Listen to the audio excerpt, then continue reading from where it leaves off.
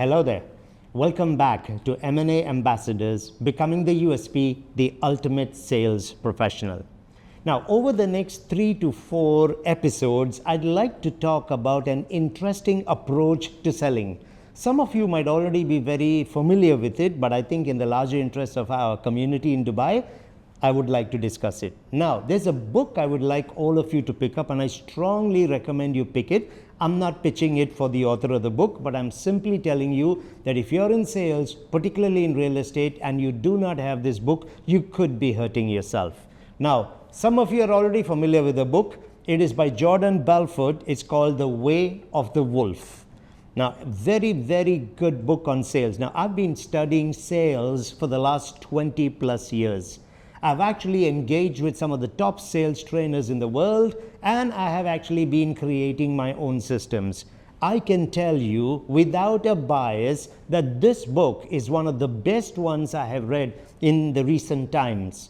Now, granted, the book could have probably been about 30% shorter because Jordan keeps reinforcing several points again and again. But it is a great read, and in the next few episodes, I'd like to share with you some great learning points from it. You see, Jordan talks of approaching selling by using what's called the straight line method, the straight line persuasion method. The shortest path from point A to point B is always the straight line. It is the shortest path. The shortest point from the resistance to buy mindset of the client to the willingness to buy mindset is also a straight line. In fact, he starts the book off in a controversial manner where he says, all sales are exactly the same. Now, I know that could ruffle a few feathers, but think about that for a moment. The dynamic of the person will change. The investment appetite changes. The need and the type of community changes. But the approach, the actual selling approach is exactly the same, and it will always remain the same. So my first video is to talk about that. You see, if every sale had to be different, then we are in trouble.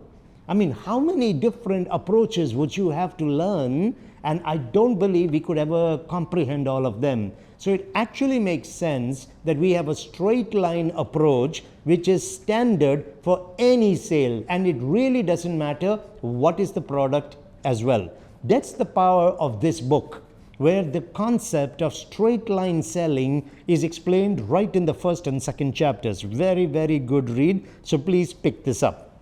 Now, again, the point of straight line selling is that you as the salesperson need to control the engagement. That means you move your client along a straight line by staying in control, by looking at the words you're using, so you're creating the right impression in the mind of the client. And then there will be a zone where the client will probably move off the straight line. So there will be a straight line, and then there will be an area above and below where the client might tend to go off with his answers. Now, when the client goes off the straight line is when you listen, because the client, you cannot control their experiences and how they want to speak about it. So they will go off the straight line. But you are listening for 2 reasons: to gather the intelligence and to know when to step in to be able to bring him back to the straight line.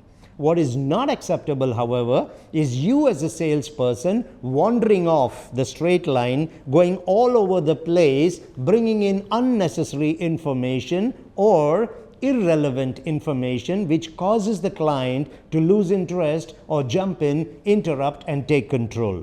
So when you are on the straight line, you're speaking and the client is listening. But when the client goes off the straight line, then he is speaking and you are listening. You're listening to build the rapport and the comfort with him and to gather the intelligence. And your job will be to bring him back onto that straight line. And there are some techniques that you could use to ensure that that happens.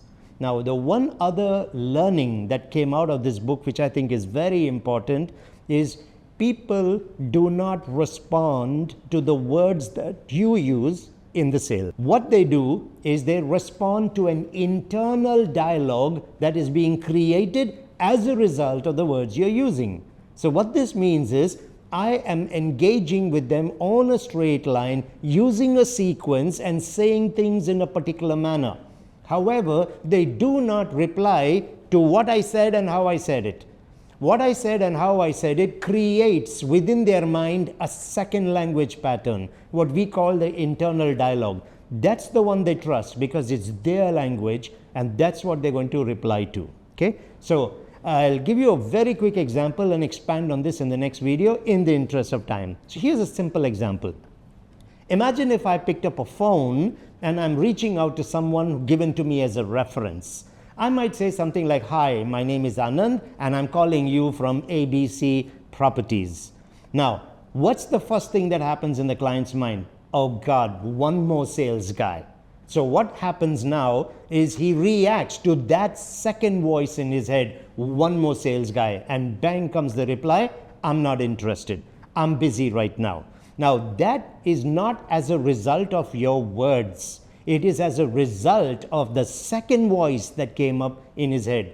Now, your words are your words. He has no reason to trust it, but he trusts his own internal dialogue. So part of the straight line system is to ensure that you're saying the correct things in the right sequence so that you influence a positive internal dialogue which changes how the client replies to you. And I'll come back to that later when we talk about how you formulate your scripts.